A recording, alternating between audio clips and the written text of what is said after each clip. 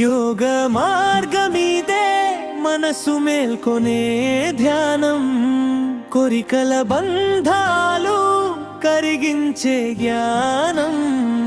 శరీరము మనస్సు శ్వాస ఏకం చేసే సాధనాధనం, అంతిమంగా ఆత్మ సాక్షాత్కారం పొందడం.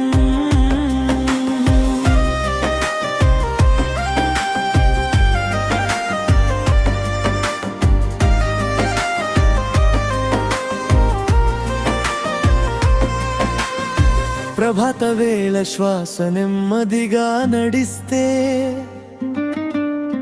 లోపలి నిశ్శబ్దం మాటలు పలికితే,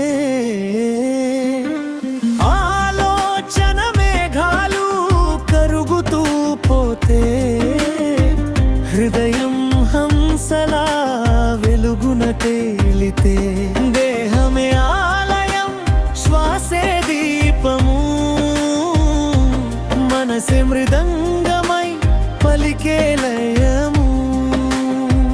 ఈ స్వచ్ఛమైన నడకలో కలిసే క్షణమే యోగం అనబడే జీవన గమ్యము. యోగ మార్గమీదే మనసు మేల్కొనే ధ్యానం, కోరికల బంధాలు కరిగించే ధ్యానం. మనస్సు శ్వాస ఏకం చేసే సాధనం, అంతిమంగా ఆత్మ సాక్షాత్కారం పొందయం.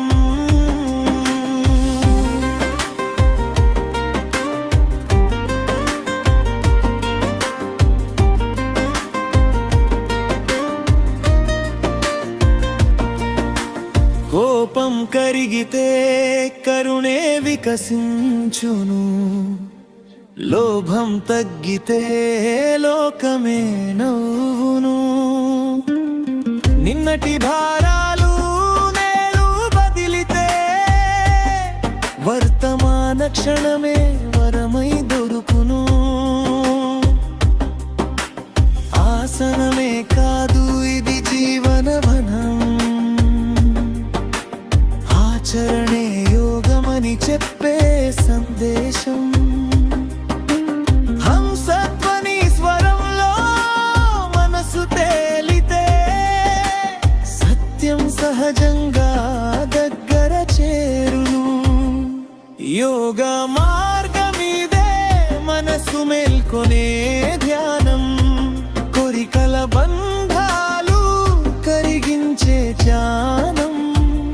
శరీరము మనస్సు శ్వాస ఏకం చేసే సాధనం, అంతిమంగా ఆత్మ సాక్షాత్కారం పొందడం.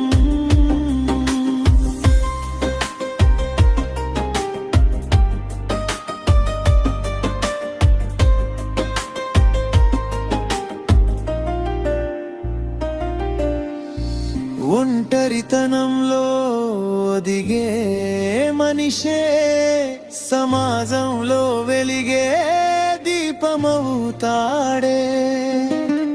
లోపల గెలిచిన యుద్ధే గొప్పది, బయట విజయాలన్నీ దాని ప్రతిబింబే.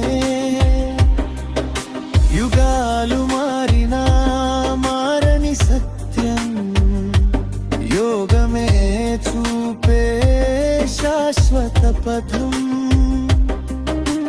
హంసత్వని రాగంలో జీవితం లయమైతే, ఆత్మే మనసుకు పరిచయమౌను.